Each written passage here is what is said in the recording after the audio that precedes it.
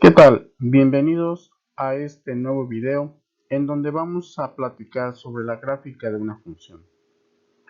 Las gráficas de funciones son muy importantes para el cálculo infinitesimal y en general en la matemática, puesto que a través de las gráficas de una función podemos interpretar resultados sobre procesos de aspectos sociales, procesos químicos, biológicos, o de investigaciones muy específicas que se realizan.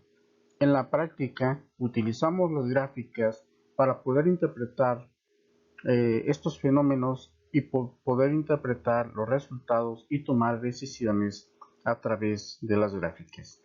Es por ello que conocer la gráfica de una función y saber elaborarla es muy importante en las matemáticas. Pasemos a lo que es la definición de una gráfica. La definición de gráfica de una función se dice que si f es una función, entonces su gráfica es el conjunto de todos los puntos x y y del plano R2 para los cuales los puntos x y y es un par ordenado de la función.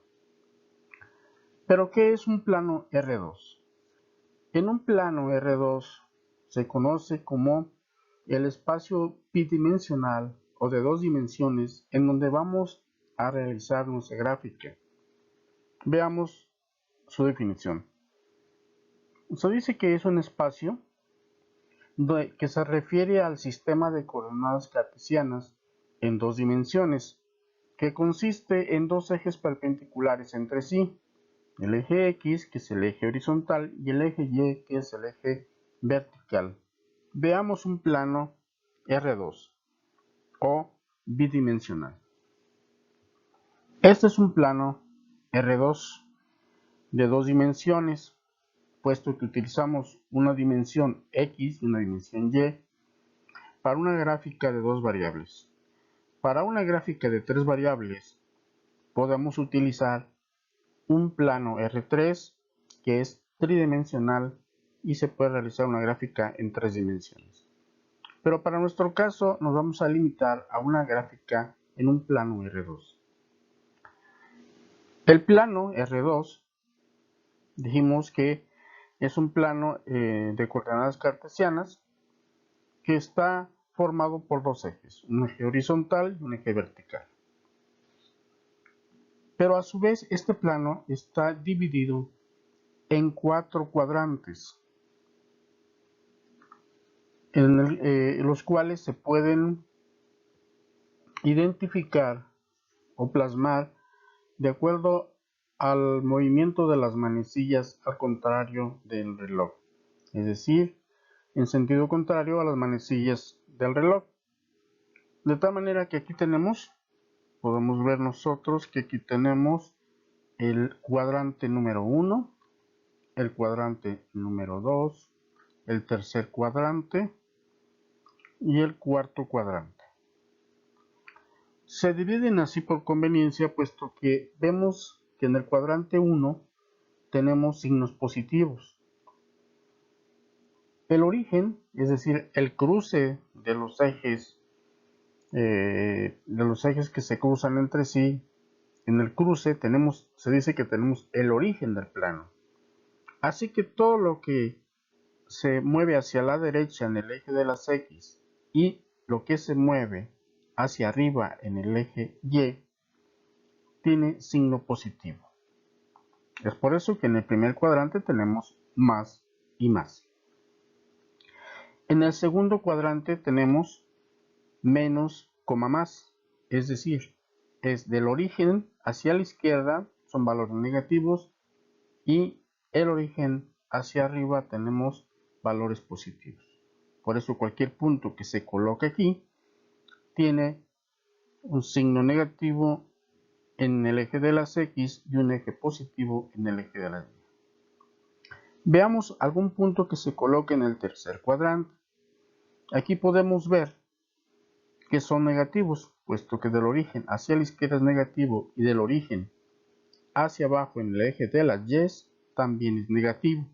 Entonces tenemos menos, menos.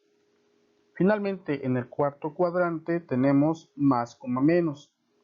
Esto es debido a que el punto que se coloca aquí se mueve del origen hacia la derecha y del origen hacia abajo en el eje de las Y. Por eso tenemos más, menos. Esto es muy importante para poder colocar los pares ordenados que comúnmente conocemos como los puntos en el sistema de ejes cartesianos, para ir colocando los puntos y poder graficar. Bien, las funciones también pueden ser representadas por tablas gráficas, que es lo que vamos a ver, y fórmulas. Las fórmulas pues son las ecuaciones que ya estamos acostumbrados a manejarlas, o expresiones algebraicas. Las tablas son muy útiles en ocasiones para, bueno, no en ocasiones, sino que son muy útiles para hacer el registro de los conjuntos de las variables x y el conjunto de la variable y o variable dependiente.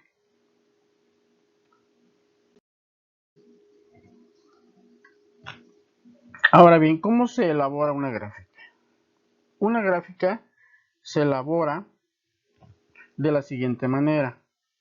En forma genérica podemos decir que la gráfica de una función matemática simplemente podemos asignar diferentes valores del dominio a la variable independiente y calcular el valor correspondiente para la variable dependiente, que en este caso constituye el rango.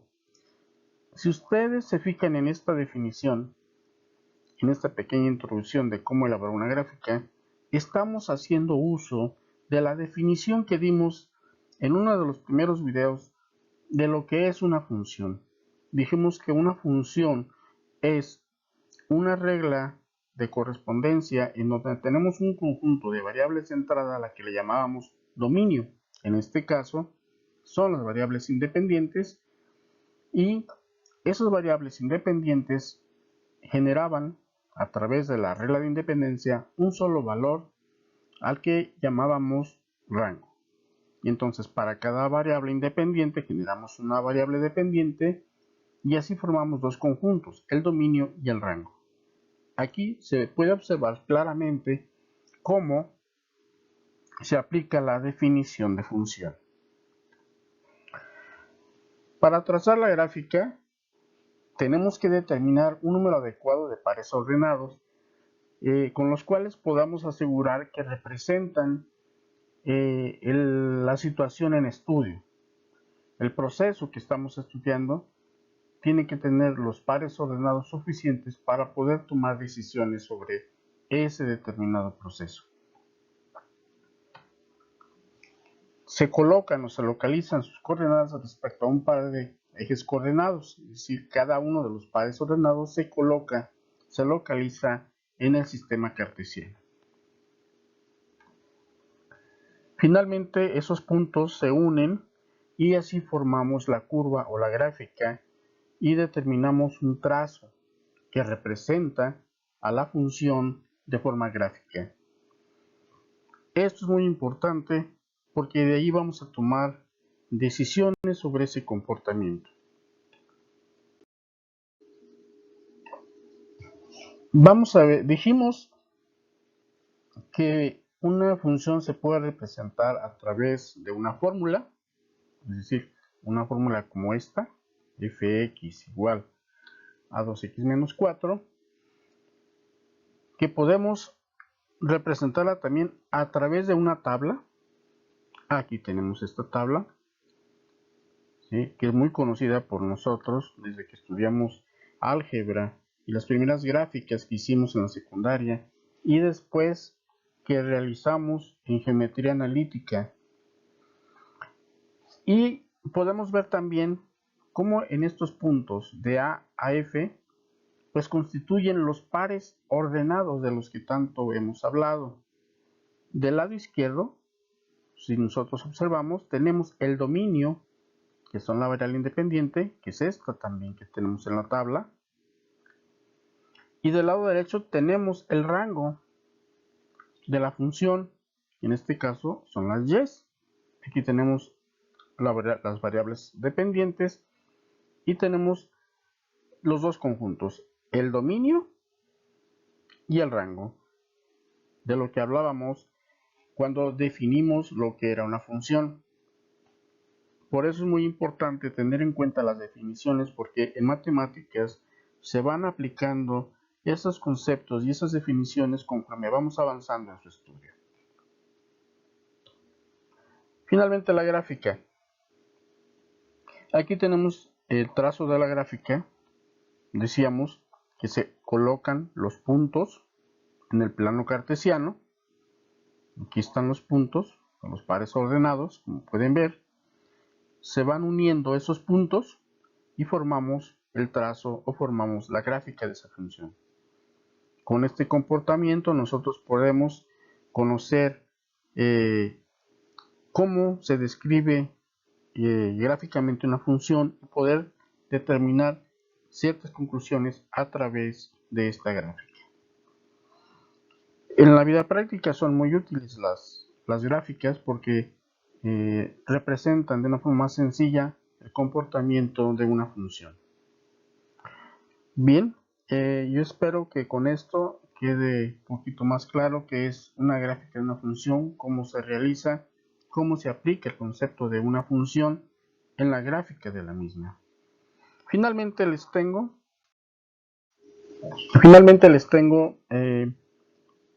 las referencias bibliográficas en donde ustedes pueden consultar estos libros y poder profundizar en el estudio de estos conceptos que hemos plasmado aquí para que puedan tener un panorama más completo. Por el momento es todo y agradezco la atención prestada a este video y espero que les haya sido de utilidad para continuar en el estudio del cálculo infinitesimal. Por su atención, muchas gracias.